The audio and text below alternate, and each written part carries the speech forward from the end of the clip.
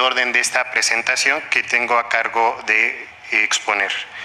En el primer punto, si me apoyan con la siguiente diapositiva, vamos a revisar el tema de la evolución del ISSSTE en todo lo que ha sido desde su origen como seguridad social en México, ahora sí que participando de mano también del Instituto Mexicano del Seguro Social y otras normativas que fueron realizadas para darle cierta cara y cierta normatividad a este instituto. En segundo punto, vamos a revisar los fundamentos de la reforma de la ley del ISSSTE que se dio en el 2007 y que viene acompañada de ciertos antecedentes, como lo dije anteriormente, de parte del Seguro Social. Vamos a darles en el punto 3 la población derechohabiente que atiende actualmente el instituto, tanto los familiares, trabajadores, como su población pensionaria.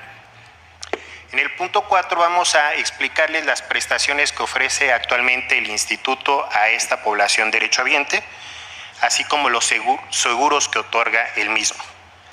En el punto 6 vamos a tomar lo que va a ser el régimen pensionario de cuenta individual y el régimen anterior, que era el régimen 10º transitorio. Y finalmente vamos a concluir con las fuentes de financiamiento que actualmente el instituto cuenta para poder otorgar estas prestaciones y servicios. Si me apoyan con la siguiente lámina. Como les dije en la primera parte, vamos a darle una vuelta un poquito a la historia que ha tenido el instituto dentro de la historia de México. En 1925 surge la Ley General de Pensiones Civiles y de Retiro, cuyo objeto era unificar las prestaciones y servicios y garantizar el acceso a todos los trabajadores al servicio del Estado. Se tenía la premisa que el trabajador, con ayuda del Estado, iba a contribuir a un fondo de pensiones, al igual que tener un fondo de préstamos hipotecarios. Ya para el año de 1946, bajo el mandato del presidente Manuel Ávila Camacho, el Departamento de Trabajo se va a convertir a lo que hoy sería la Secretaría del Trabajo y Previsión Social. Dentro de sus funciones se van a sumar a la Secretaría de Asistencia Pública, dentro de estos cambios también surge que el Departamento de Salud Pública en aquel entonces se suma a las funciones que tenía en aquel entonces la Secretaría de Asistencia Pública para dar origen a la Secretaría de Salubridad y Asistencia Pública. Para el año de 1947 tenemos una nueva ley que se le llama Ley de Pensiones Civiles y de Retiro, y su finalidad era no solo incorporar al régimen de seguridad social a un mayor número de trabajadores al servicio del Estado, sino también era darle la invitación a dependencias, ya sea municipios, estados y otros organismos públicos, a que se integraran a este sector de seguridad social. Para el año de 1959, la Dirección General de Pensiones Civiles y de Retiro se transforma en lo que hoy es en día el ISSSTE. Es nuestro antecedente. Esto se logró gracias a la determinación del presidente en aquel entonces, Adolfo López Mateos, cuando presentó ante el Congreso de la Unión la ley del instituto, y misma que fue aprobada el día 30 de diciembre de dicho año. En 1970 ya entra en operaciones en enero el instituto, que desde ese entonces, ya con sus 64 años de existencia, tiene el objetivo de administrar los seguros, prestaciones y servicios para todos los empleados públicos. También vale la pena señalar que para ese año, apenas en el 5 de diciembre de 1960, se adiciona en el apartado B la incorporación de esta institución en su artículo 123 constitucional. Tenemos también logros importantes en el aspecto médico. Para el año de 1961 se inaugura el Centro Hospitalario 20 de Noviembre, el cual tenía la función de integrar todos los servicios médicos que en la red hospitalaria habían en el área metropolitana y Ciudad de México. Finalmente, ya para el año 1994, dicho hospital fue remodelado y cambió su nombre a Centro Médico Nacional 20 de Noviembre. Para el año de 1983 se consolida la diversificación de seguros, prestaciones y servicios con la ley del ISSSTE. De particular importancia hay que observar que dentro de esta ley se legitima el derecho del trabajador de continuar con sus derechos de manera voluntaria al régimen de seguridad social. Y finalmente, para el tema de la nueva ley del instituto que surge y se promulga el 31 de marzo del 2007, tiene la finalidad de homologar los seguros a los que tiene el IMSS, a sus 4 seguros que tiene el IMSS. Y de esta manera también surge el Fondo Nacional de Pensiones de los Trabajadores al Servicio del Estado, mejor conocido como Pensioniste, para proteger los recursos y administrar las cuentas individuales de los trabajadores al servicio del Estado. Siguiente, por favor. Bueno, ¿cómo surge esta reforma de la ley del ISSSTE? La reforma de la ley del ISSSTE surge para atender 3 principales problemas. El primordial era el tema déficit actuarial y financiero que tenía el instituto. En aquel entonces, en el 2005, se estimaba que era el 50% del PIB y esto era una carga enorme para las finanzas públicas. De igual manera, se detectaba que había un servicio insuficiente para nuestra población derechohabiente dentro de las prestaciones, servicios y seguros. Por tanto, se llegó a la solución de implementar un modelo pensionario que ya se encontraba vigente para aquel entonces dentro del Instituto Mexicano del Seguro Social. Si me apoyan viendo la tabla de abajo, ustedes van a observar cómo este cambio demográfico, cómo la evolución de nuestra población exigía un cambio, una reforma dentro de nuestra institución. En el año 75, la esperanza de vida de los trabajadores era de 65 años y su edad de retiro era de 62. Eso nos obligaba a pagar, estimamos, 3 años de pensión. Y adicional a ello, contábamos con una plantilla laboral activa, al menos de 20 trabajadores por cada pensionado. Obviamente se podían costear, si estuviéramos en ese escenario, las pensiones como en aquel entonces se realizaba. Sin embargo, ya para el 2005, como ustedes observarán, se incrementaron en 13 años, en 12 años, la esperanza de vida. Y de igual manera, la edad de retiro se había disminuido a los 56. ¿Qué estaba haciendo esto? Pues obviamente estaba recargando la carga del gasto público para el tema de pensiones. Adicional, como lo dije, el cambio demográfico obligaba a que se revisaba el tema de las cuentas, o sea, de los trabajadores que en aquel entonces pues nada más eran 4 trabajadores en activo por cada uno de los pensionados. Siguiente. Esta reforma de la ley del ISSSTE para el 2007 tenía la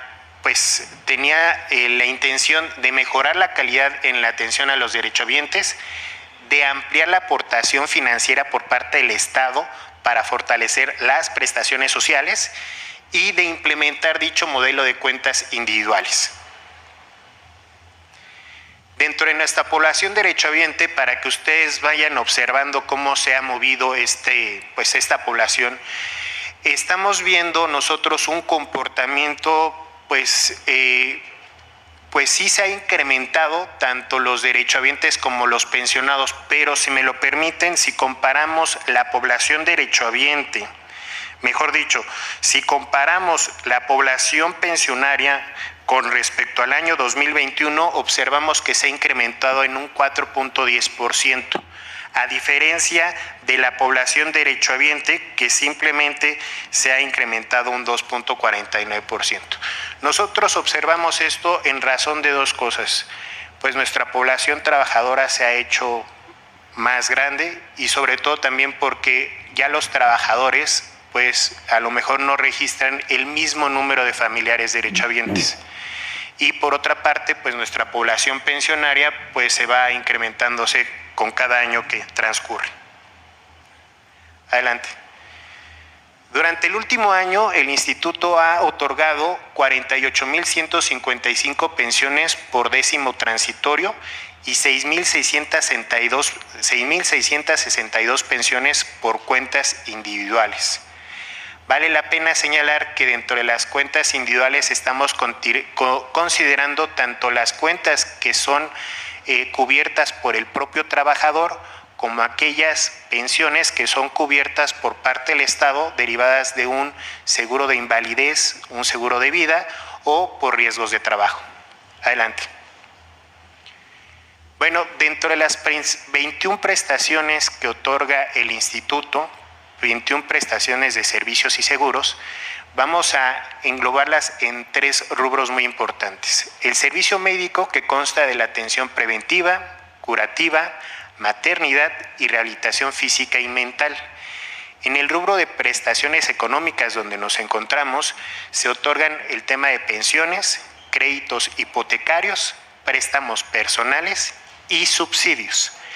Y finalmente, en el tema de prestaciones sociales, también le entregamos al trabajador las estancias de bienestar y desarrollo infantil, el apoyo al consumo a través de las tiendas de Superiste, agencias funerarias, tanto de origen propio de convenios también, y finalmente tenemos actividades en materia de fomento deportivo, cultural y programas educativos. Adicional a ellas, también se integró recientemente, bueno, ya llevan unos, creo que 4 años, las casas de día para adultos mayores, que es un espacio para las personas de tercera edad donde puedan interactuar con personas que hayan compartido experiencias similares y además de que se les da diversas actividades. Como les decía, los 4 seguros que otorga de carácter obligatorio el Instituto se engloban en los pilares de salud, riesgo de trabajo, retiro de cesantía y vejez e invalidez y vida. Si vamos a tocar el tema del régimen pensionario de décimo transitorio, bastaría decir que en este régimen, pues, la carga estaba a favor del Estado. Todas las pensiones que se otorgan a los servidores públicos son pagadas con recursos fiscales. La conservación de los derechos a los trabajadores que eligieron el décimo cuando se estaba implementando la reforma en aquel entonces, en el 2007. Y finalmente, como lo dije, pues el reconocimiento del instituto para que se reciba ese beneficio pensionario consta de parte del propio instituto. Adelante. Aquí podrán observar los beneficios pensionarios que tiene el instituto. Ya seguramente ustedes ubicarán el tema de la jubilación, que es una de las pensiones más recurrentes, que como podrán ustedes observar es una de las pensiones que tenemos con una diferencia entre hombres y mujeres. Adelante. En el tema de régimen de pensiones de cuenta individual, la diferencia primordial es de que este régimen va a ser con los recursos de los trabajadores por cuenta individual, con las aportaciones que el propio trabajador, su dependencia y además el Estado provea. Y finalmente, obviamente, integrando los rendimientos de las AFORES. Adelante. Aquí nada más de manera muy simple se integran los seguros que el instituto en cuentas individuales otorga a sus trabajadores, desde tiempo de servicios como también por efecto de alguna enfermedad no profesional o riesgo de trabajo. Adelante. Aquí nada más lo que vamos a observar, lo que les decía es cuáles pensiones son otorgadas y pagadas por parte del gobierno federal, como es el caso de las pensiones de décimo transitorio, y cuáles son pagadas o cubiertas directamente con el caso de cuenta individual, como es el retiro de cesantía y vejez, con los recursos propios del trabajador. Adelante. Es una tabla donde vemos las diferencias de las aportaciones con respecto al año 83 y con respecto al año 2007, nada más puntualizar el incremento que se dio en el tema del seguro de prestación, tanto de la salud de los trabajadores en activo como salud de los pensionados, y de igual manera se incrementó en el riesgo de trabajo la cuota y la aportación que se estaba implementando. Adelante. Y finalmente, con las fuentes de financiamiento, el instituto opera 2 fuentes de financiamiento, una de recursos fiscales y otra de recursos propios, todas para el otorgamiento de los beneficios pensionarios. Aquí, como podrán observar, nuestro presupuesto autorizado en el año 2023 fue de 309.7 mil millones de pesos, pero al final ejercimos 315.007 millones de pesos. ¿Qué es lo que pasa? Este incremento se debe a 2 valores fundamentales, al tema de la inflación porque el instituto cada año incrementa las pensiones, ya sea el porcentaje de la última plaza del trabajador o en el porcentaje de la inflación, y segundo, al incremento de la población pensionaria misma. Abajo van a poder observar los indicadores tanto de nuestro tema de régimen décimo transitorio. La pensión mínima que otorga el instituto corresponde a 7,467 pesos con 90 centavos y la máxima es de 32,571 pesos. La pensión promedio de la población pensionaria corresponde a 16,680 pesos con 43 centavos.